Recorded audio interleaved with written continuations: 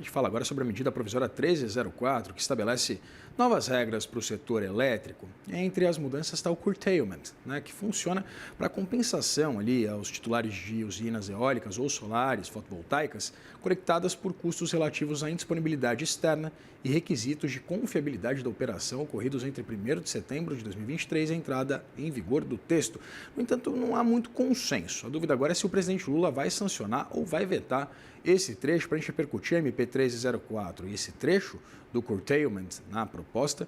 A gente conversa agora com o Eduardo Ricota, CEO da Vestas. Seja muito bem-vindo, Eduardo. Prazer ter você aqui.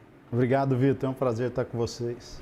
Eduardo, eu queria começar perguntando exatamente sobre essa possibilidade de uma interrupção na produção de energia, mesmo que o Brasil tenha a capacidade de impulsionar a sua produção de energia eólica, fotovoltaica, exatamente por algum tipo de problema de infraestrutura. O Brasil tem uma capacidade hoje para absorver, para conseguir armazenar uma quantidade relevante de energia oriunda desses novos mecanismos? Eu acho que o mais importante é a gente combinar, né, as energias. A gente precisa da energia eólica, solar, hidrelétrica, biomassa. Então, a combinação que é importante. O que a gente vê hoje, se você olha a matriz brasileira, ela está um pouco desbalanceada, porque a gente teve um crescimento muito forte na geração distribuída, que é aquela energia solar, que você coloca no teto das casas. Então, e por que cresceu tão rápido? Cresceu porque a gente tem um subsídio muito grande sobre a geração distribuída hoje. Era algo que eles estão tentando cobrir agora na MP 1304, mas teve um crescimento desenfreado de 2022 para frente. Então, com isso, com um subsídio muito alto, começou a ter muito curtailment, né, que você mencionou. Só para a gente ter uma ideia, em outubro, a gente teve 8 gigawatts de curtailment, ou seja, corte de geração no país. Ou seja, a gente está desperdiçando energia renovável, o que é bem preocupante. Então, e acaba impactando muito também os geradores, né? Porque eles perdem receita. A gente tem uma situação hoje onde a geração distribuída, com um crescimento muito forte, ela está causando um desbalanceamento da rede e ela não é despachada pela ONS. Então, quando você tem excesso de energia no grid, a ONS tem que cortar os geradores com soluções centralizadas, eólica e solar. Então, ou seja, onde você tem o problema, você tem uma parte da geração com problema e a outra tendo que pagar essa conta. Então, é algo que a gente tem que encontrar uma solução.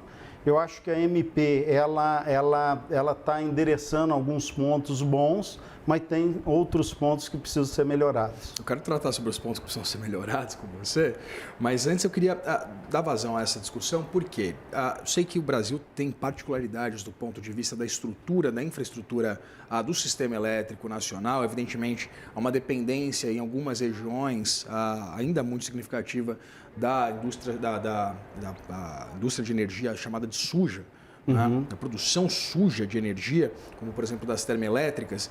Mas se a gente discutir exatamente essa limitação do ponto de vista de energias renováveis, isso não seria um desincentivo à energia limpa e um incentivo, por exemplo, como a gente vê em alguns jabutis, em diversos projetos, não só esse, que tangem ao setor elétrico, a energia suja, por exemplo? Sim, Então, voltando à MP 1304, eu acho que teve pontos que foram positivos e pontos que precisam ser melhorados. Se a gente olha os pontos positivos, eu acho que teve abertura de mercado, é algo bacana. Eu acho que empoderar o consumidor é muito importante.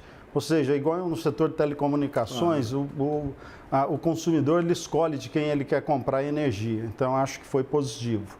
Teve um outro ponto positivo que foi a questão da regulamentação das baterias. A bateria, ela complementa as fontes intermitentes. Então, a gente tem visto o crescimento de bateria no mundo inteiro, o custo tem caído e a bateria, combinando com eólica e solar, ela diminui o curtailment. Então, foi algo positivo ter uma regulamentação para novas tecnologias. Teve um outro ponto interessante que foi a tarifa horária, porque o que acontece? A gente está no Brasil, é uma loucura, porque tem hora que sobra energia e tem hora que tem risco de escassez.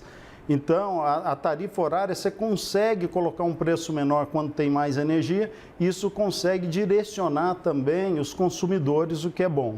E por último, a gente teve um ponto também bom, que foi a modicidade tarifária da CDE, que é a Conta de Desenvolvimento Energético. Então, a gente tem um teto agora, antes tinha muito subsídio, então, e quem acaba pagando esses subsídios são os consumidores, né? Então, foram pontos assim que a gente vê com bons olhos na MP. Agora, tem alguns pontos que precisam ser melhorados. A questão do excesso de subsídio na geração distribuída, que é a solar que coloca no telhado, precisa ser endereçado. Esse é o grande problema que a gente tem hoje, é conhecido por todos e precisa ser endereçado. Tem um outro ponto também que é colocar a geração distribuída, hoje a gente tem perdas, só uma parte da geração que paga por essas perdas. Então, o curtailment contábil que a gente fala, que é distribuir, né, contabilmente as perdas para todo mundo, eu acho que é algo que precisa ser analisado. E por último, Vitor, como você falou, a questão dos jabutis.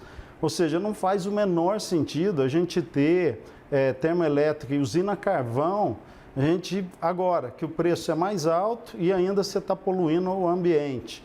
Ou seja, a gente tem COP30 aqui nesse exato momento, a gente está falando de transição energética, não faz o menor sentido colocar usina carvão, né, na MP, na nossa visão. Então, a gente espera que possa ser vetado essa parte. Fazendo o papel do advogado do diabo aqui, mesmo com essas particularidades, por exemplo, do setor da região norte, região nordeste, que muitas vezes não tem acesso, por exemplo, a essa infraestrutura mais robusta que a gente tem, principalmente aqui na região sudeste, centro-oeste e sul do país, ainda muito dependente, por exemplo, das usinas a carvão?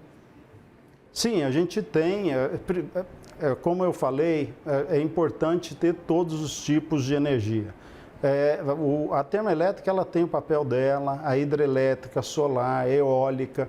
Então, o importante é a combinação delas. Mas quando você tem uma delas muito subsidiada, você cria essa distorção que a gente tem no setor.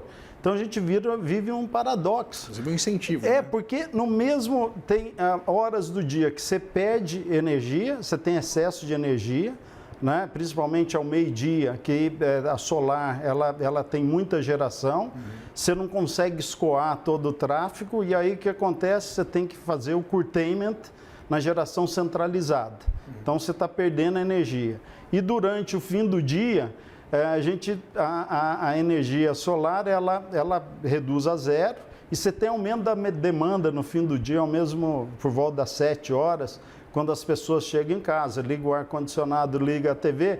Então, a gente tem o que a gente chama de um ramp-up de 36 gigawatts, que é desligar algumas fontes de energia e aumenta a demanda. Então, você tem risco de escassez no fim do dia. Então, é um paradoxo que a gente está vivendo, né?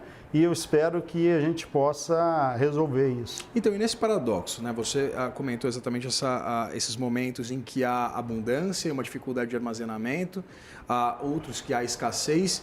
E aí, dentro desse paradoxo, como é que eu queria entender se a MP ela endereça também essa dependência muito relevante que a matriz energética brasileira ainda tem da energia hidrelétrica, né? Dado esse cenário em que a gente pode ter algum tipo de seca ou de escassez, a MP de alguma forma ajuda a endereçar esse problema, não? Ela está endereçando, mas como eu disse, precisa ser resolvida a questão dos altos subsídios para a geração distribuída. Porque cada fonte ela tem a sua contribuição para o sistema. A gente pega, por exemplo, a solar, ela é uma fonte que ela é bem volátil durante o dia, mas durante o ano ela é uma fonte estável. Sim. Quando a gente olha a eólica, ela é um pouco diferente. porque ela é super estável durante o dia, mas chega no fim do dia, no período de 4 da tarde às 7 da noite, ela aumenta em 22% a geração. Depois ela cai, mas durante o ano ela tem uma certa volatilidade, que é quando a gente tem a safra dos ventos, que a gente fala de junho a novembro.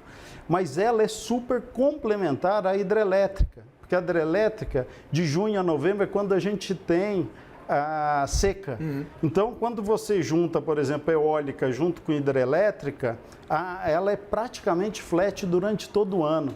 Então, a gente por isso que a gente tem que saber balancear a matriz energética. E esse é um tema, Vitor, é um tema técnico. Eu acho que, às vezes, a gente fica procurando uma solução política num tema que é técnico. Então, a gente tem a ONS, tem a ANEEL também, que pode ajudar a gente a resolver esse problema. Essas discussões políticas a gente acompanhou muito, por isso que eu até citei outros projetos, até mesmo no âmbito da privatização da Eletrobras, né, que houve uma série de mecanismos encontrados ali também, alguns deles considerados jabutis, na consolidação do plano de privatização. Mas mudando de assunto, Eduardo, queria voltar um pouquinho na nossa conversa para falar sobre essa possibilidade de contratação de uma forma livre do seu ofertante de energia.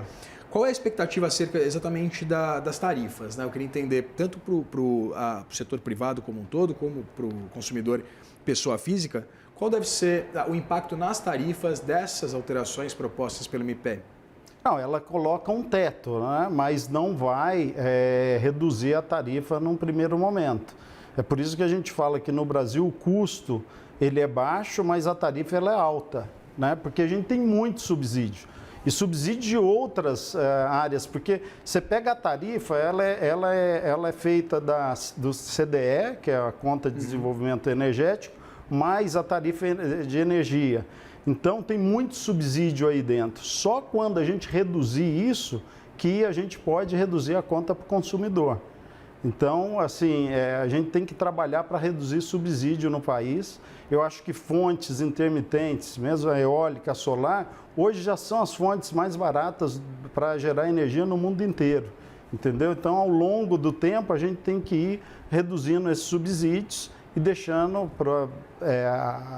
a conta de energia mais barata. Mas que tipo de subsídios você acha que são os mais deletérios para o setor como um todo? Pergunto isso, inclusive, porque houve essa nova iniciativa, né, uma recente iniciativa por parte do governo Lula, de subsidiar a energia elétrica para aqueles consumidores mais pobres e que consumirem até determinado teto.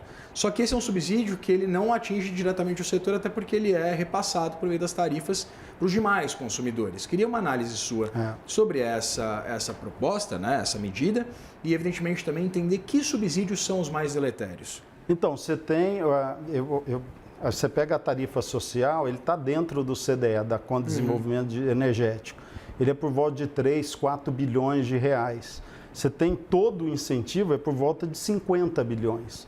Então, você pega a tarifa social, até não é muito relevante dentro do todo, né?